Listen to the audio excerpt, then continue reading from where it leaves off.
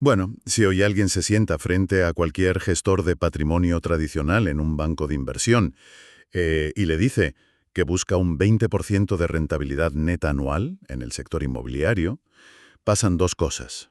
Ujú. Que le enseñan la puerta de salida inmediatamente. Exacto.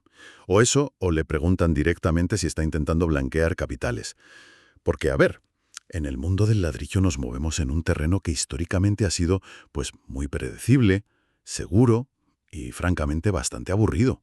Sí, el mantra de toda la vida. El inmobiliario es un activo refugio y ya está. Eso es. Y esa seguridad se paga con una rentabilidad muy conservadora. O sea, si alguien consigue un retorno neto de entre el 5 y el 10%, descorcha el champán y se da por satisfecho. Claro, es lo estándar. Pero claro, hoy es 25 de marzo de 2026 y el documento que tenemos sobre la mesa para esta inmersión analítica afirma algo tremendo. Dice, con una seguridad que roza la provocación absoluta, que el estándar del 5% está oficialmente muerto. Y, a ver, es una afirmación que de entrada genera un rechazo casi instintivo. Totalmente. Cuando ves un 20% de rentabilidad neta asociado a bienes raíces, la primera reacción y la más saludable, si quieres proteger tu dinero, es la incredulidad total. Es que suena a trampa. Claro, suena a esquema Ponzi, o a la típica promesa vacía en un folleto de marketing, o simplemente a que hay un nivel de riesgo oculto brutal que no te están contando. Exacto, exacto. Mi primera reacción al leer la portada de este caso de estudio ha sido de escepticismo puro y duro.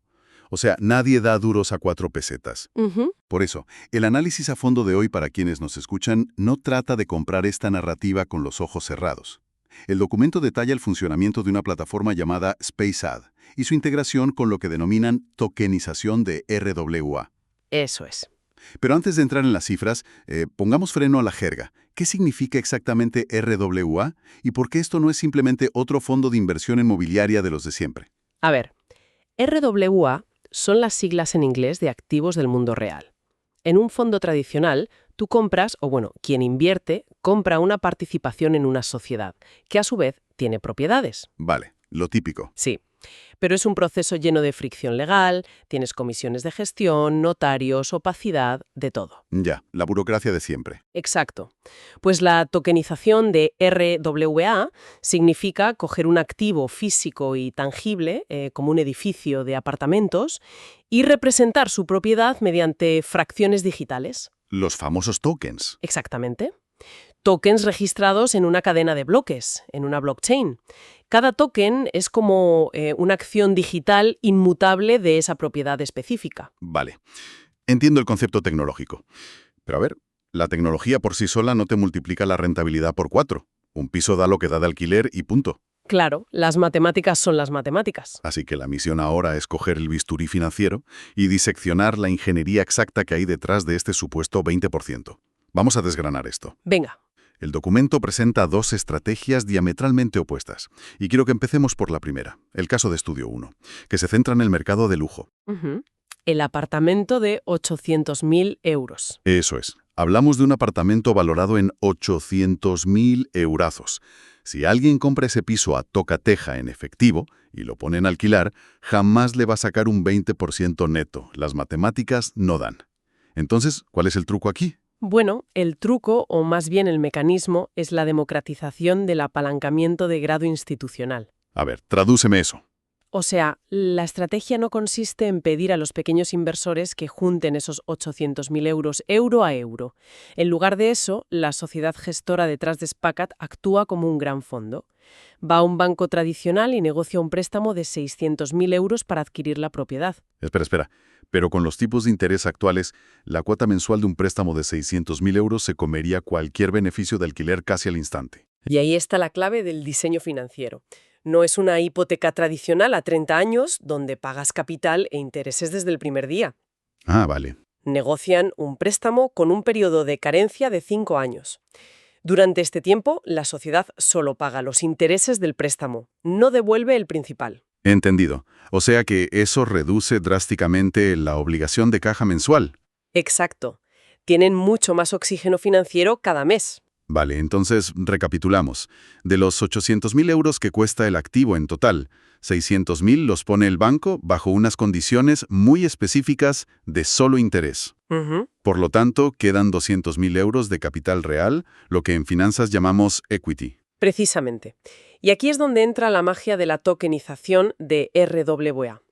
La plataforma no tokeniza el valor total del piso, solo tokeniza ese equity de 200.000 euros. Vale, ya lo pillo. Emiten, por ejemplo, 200 tokens a 1.000 euros cada uno.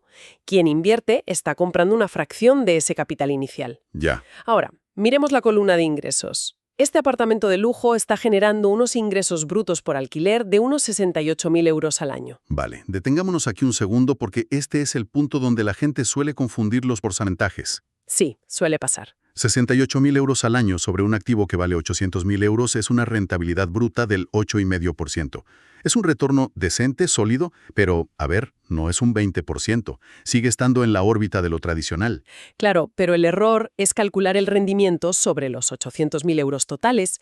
Como poseedor de un token, la persona no financió los 800.000. Ah, claro, solo su parte de los 200.000. Eso es. El capital de los inversores es parte de los 200.000 euros de equity.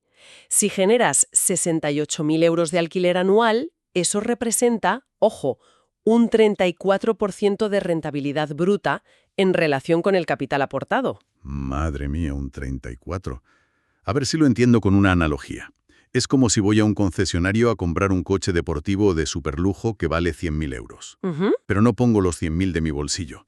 Solo pongo una entrada de 20.000 euros y dejo que la financiera del concesionario me cubra el resto. Exacto, un apalancamiento de manual. Y luego, en lugar de dejar el coche en el garaje para fardar, lo alquilo todos los fines de semana para bodas, rodajes o eventos exclusivos. Claro, le sacas un rendimiento enorme. Y lo que me pagan por esos alquileres de fin de semana es tan alto que no solo me cubre la letra mensual de los intereses que le debo a la financiera, sino que me deja un margen de beneficio enorme.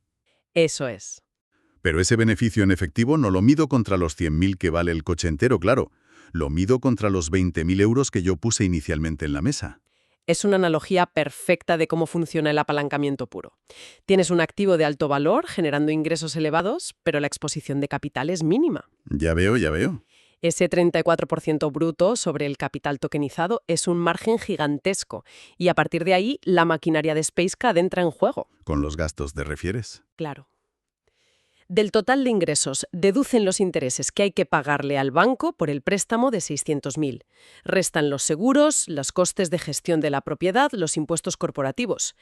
Y lo que queda limpio, el pago neto que se transfiere a los wallets de los inversores, se calibra para ser exactamente ese 20%. Pues es fascinante, la verdad, porque permite a alguien que tenga 1.000 euros acceder a una estructura de ingeniería financiera corporativa que, normalmente requeriría sentarse en el consejo de administración de un fondo en Luxemburgo. Totalmente. Democratiza el acceso. Las matemáticas del apalancamiento cuadran. Pero, a ver, tengo una objeción importante aquí. Dispara. Este modelo funciona maravillosamente cuando los bancos están dispuestos a prestar dinero y respaldar activos de lujo. Pero el mercado cambia. Vaya si cambia. ¿Qué pasa si el grifo del crédito se cierra de golpe? Si el modelo de SpaceCAD depende de que los bancos sean generosos prestamistas, me parece que tiene una vulnerabilidad enorme. Y tienes toda la razón. Y por eso el documento presenta el caso de estudio 2, que es una pivotación radical. Ah, el caso de los estudios baratos. Exacto. Cuando el crédito se encarece o desaparece, no puedes depender de la deuda bancaria. Así que se van al extremo diametralmente opuesto del mercado. Abandonan el apartamento de lujo en el centro y se enfocan en los activos en dificultades. Lo que llaman distressed assets, ¿no? Eso es. Hablamos de carteras de estudios y pequeños pisos comprados directamente a los propios bancos a precios de derribo. Normalmente proceden de ejecuciones hipotecarias masivas. Ya. El caso de estudio menciona compras por unos 25.000 euros la unidad. Sí, literalmente. Son activos tóxicos que el banco quiere sacar de su balance a toda costa. Probablemente estén destrozados, requieran una reforma integral o estén en zonas un poco complicadas. Ujú. Entonces, ¿de dónde sale la rentabilidad si tienes que inyectar capital masivo solo para hacerlos medianamente habitables? Pues mira, esa es precisamente la barrera de entrada que espanta al inversor tradicional. Y es donde la optimización corporativa entra en juego. Vale. El coste de adquisición es tan absurdamente bajo que incluso sumando el CAPEX, es decir, el gasto de capital para reformas intensivas, El coste total de la unidad operativa terminada sigue estando muy por debajo del precio de mercado. O sea, lo compran mal, pero lo dejan nuevo por poco dinero en total. Exacto. Y una vez reformado, aplican un modelo de explotación estacional muy agresivo. ¿Cómo de agresivo? Pues durante el verano, cuando la demanda turística es máxima, estos estudios se explotan mediante alquiler por días. En invierno, cambian el enfoque hacia el alquiler de media estancia, por meses, para nómadas digitales o trabajadores temporales. Ah, interesante. Así aseguran un flujo de caja sin interrupciones. Y esta dualidad genera un rendimiento bruto brutal, que ronda el 30% anual sobre el coste total de adquisición y reforma. Vale, vale. Voy a hacer de abogado del diablo otra vez aquí. Venga. He visto de primera mano lo que implica gestionar alquileres vacacionales a corto plazo. Y no es un ingreso pasivo, es un infierno logístico absoluto. Sí, nadie dice que sea fácil. Tienes comisiones enormes de las plataformas, necesitas equipos de limpieza entrando y saliendo cada 2 días, el mantenimiento se dispara porque la altísima rotación destroza los muebles. Claro, el desgaste es altísimo. Y encima tienes que tener atención al cliente a las 3 de la mañana porque un huésped ha perdido el código de la puerta. Todo este circo operativo devora los márgenes a una velocidad vertiginosa. Ujú. ¿Me estás diciendo que después de pagar todo ese coste estructural inmenso, todavía queda un 20% limpio para quien compró el token? A ver, es la objeción más lógica y, de hecho, es la razón por la que la mayoría de los pequeños propietarios terminan abandonando el alquiler vacacional. Lógico, acaban quemados. Exacto. Los gastos operativos, el OPEX, son altísimos. La empresa gestora aquí asume toda esa carga de limpieza, plataformas y mantenimiento. Vale. Pero hay una variable oculta en este segundo modelo que lo cambia absolutamente todo. Ojito con esto. Aquí no hay deuda bancaria que pagar. Ah, claro, claro. Como el activo principal costó 25.000 euros, se compró al contado. Exacto, a tocateja. Han sustituido el apalancamiento financiero de primer caso por apalancamiento operativo. Qué interesante. Al comprar a precio de saldo y en efectivo, no hay una letra hipotecaria mensual, no hay intereses que drenen la liquidez de la empresa. Ya no le deben nada al banco a final de mes. Eso es. Así que ese colchón gigante del 30% bruto que sacan de exprimir el alquiler estacional tiene espacio de sobra. Vale, va cuadrando. Puede absorber todos esos altísimos costes operativos y logísticos que mencionabas, puede pagar los impuestos y al no haber ninguna factura del banco esperando, el margen neto que llega al inversor sigue siendo del 20%. Vale, bien. Matemáticamente es sólido. Sobre el papel, las dos vías tienen todo el sentido del mundo. Sí, Ya sea usando la palanca de un banco para amplificar los retornos de un activo premium, o comprando sin deuda y asumiendo una gestión hiperagresiva en activos baratos. Los números cuadran perfectamente. Pero salgamos un momento del Excel y de la teoría financiera. vamos al barro. Sí, porque en el mundo real el sector inmobiliario está plagado de intermediarios oscuros. Una empresa inmobiliaria tradicional recauda los alquileres, y luego la junta directiva decide qué hacer con ellos. Y ahí empiezan los problemas. Exacto. A menudo retrasa los pagos, ocultan beneficios inflando gastos para no repartir dividendos, o peor aún, la empresa matriz coge los ingresos del edificio A para tapar un agujero financiero que tienen en el edificio B. La historia interminable. El inversor es siempre el último de la fila. Entonces, ¿cómo se garantiza que ese 20% realmente llegue a la cartera del inversor y no se pierda en los pasillos de la empresa gestora? Pues mira, ese es el verdadero núcleo del problema. Lo que acabas de describir es el riesgo de contraparte corporativa. Sí. Tradicionalmente, tienes que confiar ciegamente en la honestidad de la gestora. Y la historia financiera nos dice que la confianza ciega sale muy cara. Ya te digo. Para resolver esto, SPACAD detalla en el documento un protocolo de transparencia y seguridad. Es una infraestructura que actúa como puente entre el mundo del dinero fiduciario tradicional y la tecnología blockchain. Vale. Lo llaman el modelo de manos atadas o el sistema antitrampas. Manos atadas. Suena a que le quitan el control a los humanos directamente. ¿Por dónde empieza este protocolo? Empieza con la capa más básica, que es la visibilidad pública del activo físico. Todos los inmuebles tokenizados están listados activamente en plataformas globales de reservas como Booking.com y Hotels.com. Bueno, parece un detalle de marketing, ¿no? Lo parece, pero en realidad es la primera capa de auditoría abierta. Cualquier persona puede entrar en Booking en cualquier momento, comprobar que el edificio existe de verdad, ver las fotos, leer las reseñas reales de los huéspedes. Claro, confirmar los precios por noche, ver el calendario de ocupación. Exacto. Sabes que el activo está vivo y produciendo ingresos reales. De acuerdo, me gusta esa transparencia inicial. O sea, yo puedo verificar de forma independiente que el apartamento en Málaga está reservado esta semana por 150 euros la noche. Eso es. Pero volvemos al cuello de botella.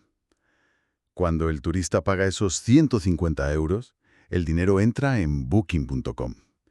Y Booking, el día 15 del mes siguiente, hace una transferencia bancaria a la cuenta corriente del operador inmobiliario. Ujú. ¿Qué impide al CEO de esa empresa mirar la cuenta, ver $500.000 de euros y decir, oye, voy a desviar estos fondos para una nueva inversión, en lugar de pagar a los poseedores de tokens? Y aquí es donde la arquitectura técnica da un salto cualitativo brutal y elimina el factor humano de la ecuación. A ver, El dinero de Booking no va a parar a una cuenta corriente corporativa en un banco tradicional donde el CEO tenga firma y acceso discrecional. ¿no? ¿Y a dónde va? Los fondos fluyen directamente desde Booking hacia un neobanco o una institución de dinero electrónico, una EMI por sus siglas en inglés, como Quipi, que es la que se menciona específicamente en el caso de estudio. Frena un momento ahí. Para quien no esté metido en regulación financiera, ¿qué diferencia real hay entre una EMI o institución de dinero electrónico y un banco de toda la vida? Es una diferencia vital. Un banco tradicional coge tus depósitos y los presta a otras personas. Juega con tu liquidez para sacar rendimiento. Claro, el negocio bancario clásico. Exacto. Pero una EMI, por regulación estricta del Banco Central, tiene prohibido prestar los fondos de sus clientes. Ah, qué interesante. Su único propósito es custodiar el dinero uno a uno y facilitar transacciones electrónicas de alta velocidad. Es una cámara de compensación hipersegura. Pero la verdadera magia ocurre en cómo se configura esa cuenta. Cuéntame. La empresa inmobiliaria ha firmado por contrato y bajo notario lo que se llama una orden de pago permanente o standing order con la EMI. ¿Y qué hace exactamente esa orden permanente? Es una instrucción irrevocable. Le dice a la EMI, en el milisegundo en que recibas una transferencia de Booking.com, coge un porcentaje predeterminado de ese dinero, conviértelo instantáneamente a criptomonedas como dólares digitales o stablecoins y envíalo directamente a una dirección de blockchain específica. Vale, suena muy automatizado. Pero a ver, si yo soy el CEO de la empresa inmobiliaria y tengo un mal mes, ¿no puedo simplemente llamar a la EMI el día de antes, cancelar la orden de pago permanente y quedarme con el dinero en euros? No, directamente no puedes. ¿Por qué no? Y esa es la brillantez del diseño legal. La cuenta en la EMI no pertenece a la empresa matriz operativa, pertenece a una SPV, una sociedad de propósito especial. Vale, otra sigla más para la colección.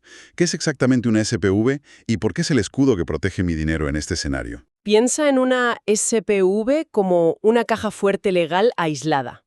Es una sociedad independiente cuya única razón de existir en el mundo es poseer ese inmueble específico y canalizar sus ingresos. Vale, no tiene empleados ni nada. Nada, no tiene empleados, no tiene otros negocios y lo más importante, está blindada frente a la empresa matriz. O sea que si la empresa grande se hunde, Exacto. Si la gran empresa inmobiliaria que gestiona Spacat quiebra mañana, o si es demandada por millones, los acreedores no pueden tocar la SPV ni el edificio que hay dentro. Está completamente aislada. ¡buah! ¡Qué nivel de blindaje! Y los estatutos de esa SPV prohíben explícitamente a cualquier directivo cancelar esa orden de pago permanente. Entiendo, es una barrera legal infranqueable. Booking envía los euros a la caja fuerte de la EMI. La EMI, obligada por un mandato irrevocable, convierte el dinero a cripto y lo expulsa hacia la blockchain de forma automática. Exactamente. O sea, nadie le da un botón de aprobar transferencia. Nadie autoriza el pago en una oficina. Ocurre por código. Ya, automático 100%. Y ese dinero en cripto aterriza en un contrato inteligente, o smart contract. A partir de ahí, entramos en la jurisdicción matemática pura y dura. ¿Qué hace el contrato inteligente? Pues el contrato lee la cadena de bloques, ve qué carteras digitales poseen los tokens de ese inmueble y distribuye los fondos de forma automática y matemáticamente proporcional en tiempo real. Es decir, que verdaderamente les atan las manos. Totalmente. El dinero del alquiler pasa del bolsillo del turista alemán en Booking a la cartera digital del inversor sin que un solo ser humano de la empresa inmobiliaria haya podido tocar, retrasar o desviar un solo céntimo. Literalmente. Y esto resuelve el gran problema de confianza que ha lastrado a las finanzas durante siglos. Ya no dependes de la solvencia moral o financiera de un intermediario humano. ¿Claro? Dependes de un acuerdo legal blindado en una SPV y de un código informático inmutable. Pues toda esta automatización suena como el santo grial financiero, la verdad.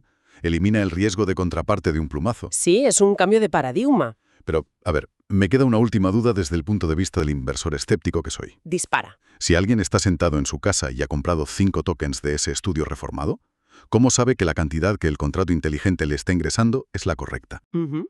O sea, ¿cómo puedo estar seguro de que Booking pagó lo que dicen que pagó? En el mundo tradicional tendría que esperar un año a que una firma como Deloitte o KPMG hiciera una auditoría masiva y publicara un informe de 300 páginas que nadie se lee.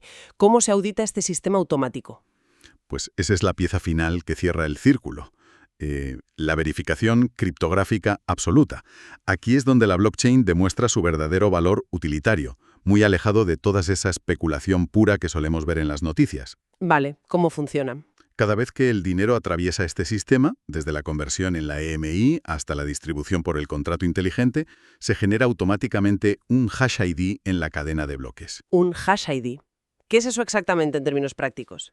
Piénsalo como una huella dactilar digital, pública e infalsificable para cada transacción individual. Vale. Cada céntimo que fluye por este ecosistema deja un rastro matemático.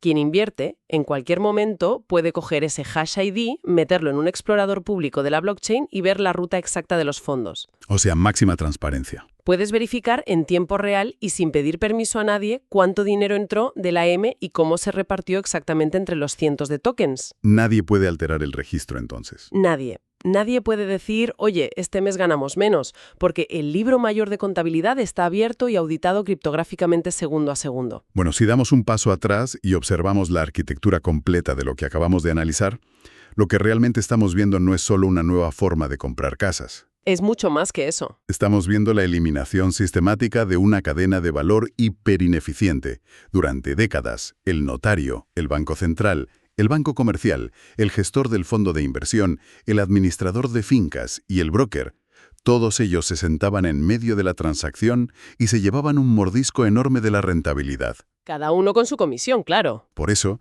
al final de la cadena, al inversor de a pie solo le llegaban las migajas, ese 5% conservador que mencionábamos al principio. Precisamente. Y esa es la conclusión fundamental que subyace en todo este documento que hemos traído hoy. Cuando eliminas la fricción operativa mediante neobancos, blindas el riesgo con SPVs y automatizas la confianza con contratos inteligentes. Todo cambia. Todo ese capital que antes se perdía en intermediarios, ahora se retiene y fluye directamente al tenedor del token. El rendimiento tradicional del 5% ha quedado tecnológicamente obsoleto. Totalmente de acuerdo. Las infraestructuras como las de SPACAD y la adopción de los RWA no son una moda pasajera. Se están consolidando rápidamente como el nuevo estándar de eficiencia global. Es un análisis denso, desde luego, pero absolutamente transformador. Recapitulemos la ingeniería completa para la audiencia. Venga.